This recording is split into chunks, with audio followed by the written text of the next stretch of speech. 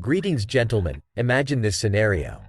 You've celebrated yet another birthday, and as the confetti settles, a startling realization dawns on you: your social circle has shrunk down to virtual non-existence. If this scenario strikes a chord with you, you're far from alone. Countless young adults are grappling with the silent specter of loneliness. As adulthood progresses, it might start to feel like the playbook for forging new friendships has gone missing.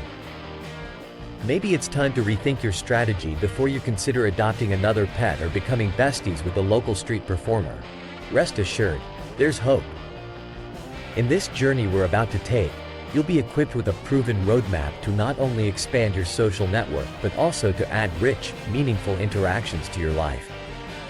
With 10 actionable steps, I'll guide you through the process of breaking free from the isolation bubble and navigating the social landscape with newfound confidence.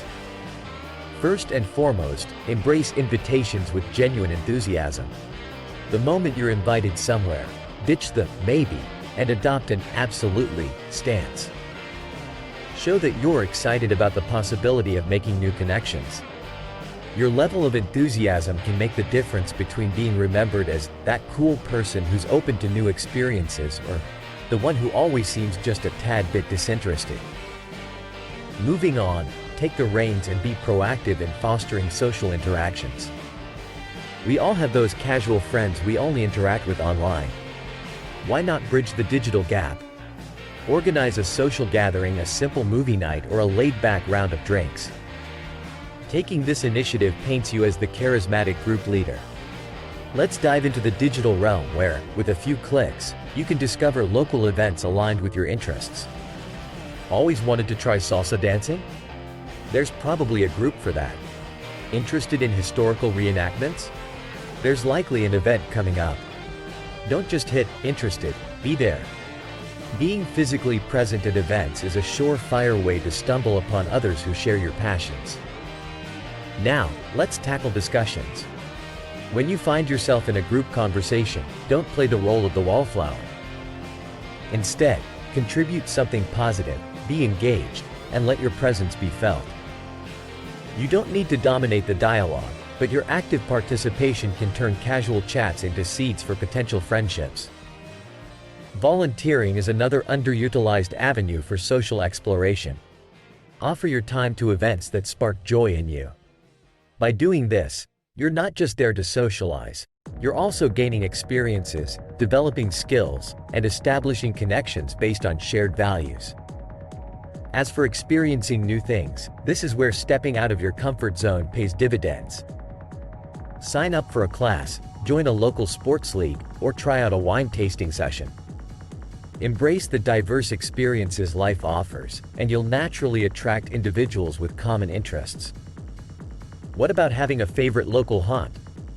Whether it's a cozy CAF or a bustling bar, frequent visits to a chosen spot can turn it into a social hub. It's where you can blend the comfort of familiarity with the excitement of chance encounters. The simple act of making eye contact and smiling can be transformative.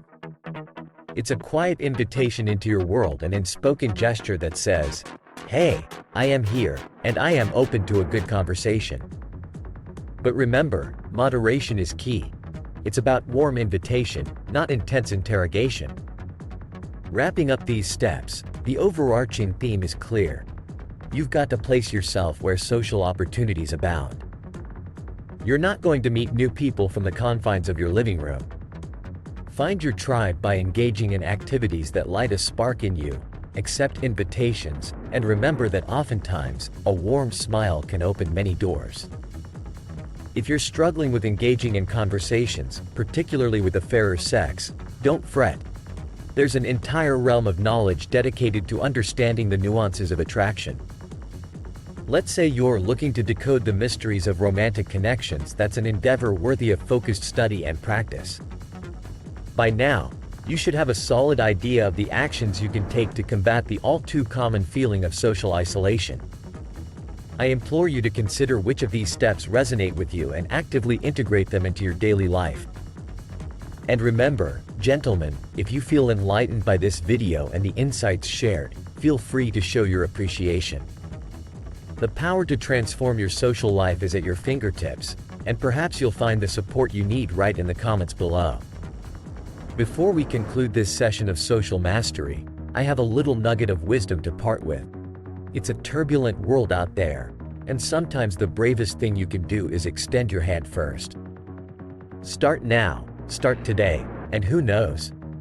You might just find the friendships that will stand the tests of time and tide. Achieving this is a matter of consistent action. So, subscribe, like this video, and hit that notification bell to stay updated with more wisdom on navigating modern life. Do this, and set yourself on a trajectory towards fulfilling relationships and a vibrant social life. Thanks for joining me, Max Sterling, on this journey. Remember, your tribe is waiting, you just have to step out and find them. Greetings, gentlemen. Ever wonder how to make someone capitulate to your every term without a hint of resistance? Picture this. You're having a chat with someone, and they agree to all you say, down to the last penny. Seems impossible? Well, stick around, and I'll let you in on the game-changing psychological tactics used by the pros to turn the tables in any negotiation. Let's dive into the intriguing world of negotiation, led by none other than Chris Voss, a former lead hostage negotiator for the FBI. This master of high-stakes deals reveals the potent strategy of tactical empathy in his book, Never Split the Difference. During his session at Harvard, Chris Voss, through sheer negotiation prowess, swept every last dime from his mock counterpart's budget. Not once, but twice.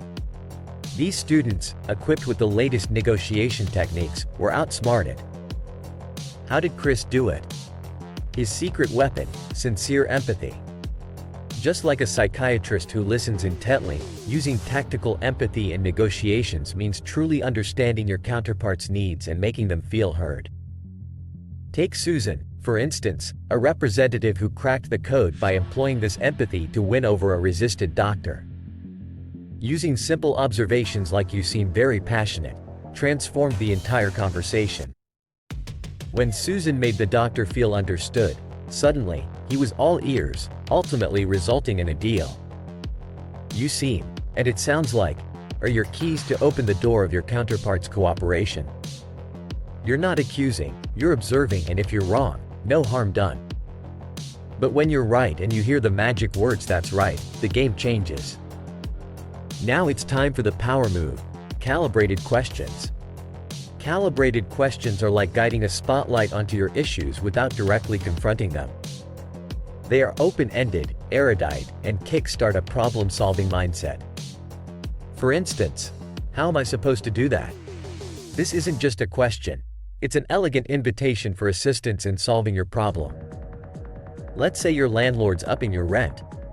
Empathize first, then shine the calibrated question: how am I expected to afford this increase? See, it's not aggressive, it's collaborative, and if you've established empathy, they'll chomp at the bit to solve your problem. Here's the deal. Carry out these strategies skillfully, and you're not just negotiating. You're painting a masterpiece where you hold the brush. Chris Voss's story teaches us that the art of negotiation isn't about a win-lose. It's about using empathy, listening, and subtly guiding the outcome to ensure everyone walks away satisfied. If you've found yourself nodding along and thinking, "That's right," then you're starting to understand the power of the methods I'm spilling here. Imagine applying these techniques in your personal finance negotiations, securing investments, and even navigating the treacherous waters of modern dating. But gents, this is merely the tip of the iceberg. If you've enjoyed this taste of negotiation wisdom, then wouldn't you like to dive deeper into what could be the linchpin of turning your negotiations around from now on? By hitting subscribe, smashing that like button, and ringing the notification bell, you're not only joining a community of like-minded, ambitious men, you're also committing to elevating your negotiation savvy. So let's keep the discussion going. After absorbing these powerful insights, what's your next strategic move going to be in your life's negotiations? Whether it's that bump in salary you're eyeing or perhaps a favorable mortgage rate you're after, remember, your success is in the empathy and the questions you craft. Remember, in this channel, We deal in the currency of knowledge, and if you found this information invaluable, a token of appreciation is always welcome. May your future negotiations be victorious, and with these techniques, may you never split the difference again. Now, go out there and conquer your negotiations like the strongest male hero ever. Stay wise, stay strong, and, most crucially, stay negotiating. Until next time, gentlemen.